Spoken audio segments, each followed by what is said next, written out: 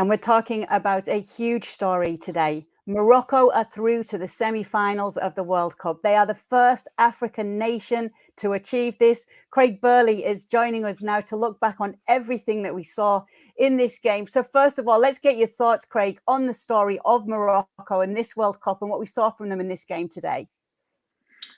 Well, what we saw, Kay, was more incredible fortitude and defending and everything that's really been part of the process for Morocco thus far. And I think the thing was, and we discussed at length across the platform in the last 2 or 3 days, it's how much was left in that Moroccan tank after the exploits of the Spain game in the 120 minutes, the penalties, the euphoria, the injuries, all those things. And, you know, personally, and I know I wasn't alone, I didn't think they could muster up that kind of performance again, but they did.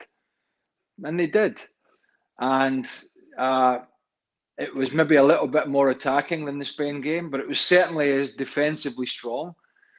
And I think I'm racking my brains to think about World Cups where a team has shown such magnificent defensive qualities and desire, and to be in the semi-final of a World Cup, you know, not only as the first team from the African continent to do so, but to do so with all those problems that they had, to do so as the underdogs, and I think to do so without thus far having lost a goal to anybody from an opponent.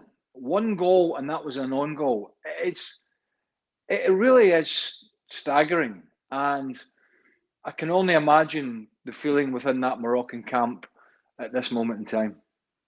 Yeah, I think Craig said it perfectly, to be honest. Okay, I think Morocco right now have shown why we love this sport. I think it's not about an individual. Surely we can pick out players, including Yassine Bounou, of course, and Ziyech, you know, Esneri. But to me, Morocco represents the collective unity of this 11 that has just been so resilient throughout the whole thing. They are so well managed when they don't have the ball. And yes, it can be a little bit boring, I guess, for some, but to me, I find it resilient and the ultimate signification of what a team represents. And once again, Portugal, you know, just like Spain and just like any other victim, like Craig said, nobody scored against them. It's just been one on goal, I think, against Canada. They haven't been able to crack them down because they are so strong together. A tremendous performance. And it's sad to me, Kay, right now that I have to bring on a Portuguese fan to see what they feel. But Gabby Amado is once again in the house.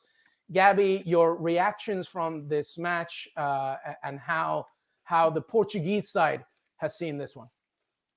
Yeah, I think Portuguese fans everywhere are much more familiar with the feelings that we all felt in those last 20 minutes. That's usually how Portugal in massive tournaments goes, very unlike that 6-1 win against Switzerland, but obviously a sad day for Portuguese fans. The World Cup dream does come to an end, but we just saw those images of Cristiano Ronaldo heading directly into the tunnel and just sobbing. And I think that really is an image that's going to hit Portuguese fans very, very hard.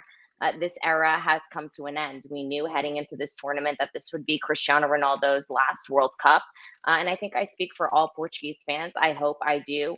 When you say 2 words, thank you. Thank you for bringing Portugal to the level that this Portuguese federation currently is at. Thank you for giving Portuguese fans the ability to dream in the way that we now do. Thank you for smashing goal records and appearance records, as you just did today, equaling the all-time international appearance record. And I think it's quite beautiful, honestly, that he did it today coming off the bench. I think that really does tell the story entirely of how his evolution has kind of unfolded and where we currently stand. Well, we can discuss, you know, Fernando Santos's decisions once again today, and I don't think he's to blame at all. He decides to go with the same starting 11, just one change, which, to be honest, I didn't agree with. I think most Portuguese fans didn't agree with it, bringing in Ruben Neves for William Carvalho. I thought William was stellar in midfield. He is a rock in midfield. I think he could have done very well against this Moroccan midfield that, as we've seen throughout the whole tournament, just runs in circles around their opponents. But I think he corrected the wrong in starting Ruben Neves with his substitutions. You know, he brings on Cristiano Ronaldo in the 50th minute, not in the 70th. Gives Ronaldo a solid opportunity to make that impact. Leaves Gonçalo Ramos on the field to allow both of them to play. Brings on João Cancelo. I mean, and I'm smiling because the future of the Portuguese national team is so, so bright. You saw the players that came on, Vitinha, who also is a superb player, Rafael Leão off the bench. This era, this chapter does come to an end. I expect it to be Fernando Santos' last tournament as well. But the Portuguese national team looking forward in the Euros in 24 and then in the World Cup in 26. This team is going to be in their prime, and I'm buzzing to see it.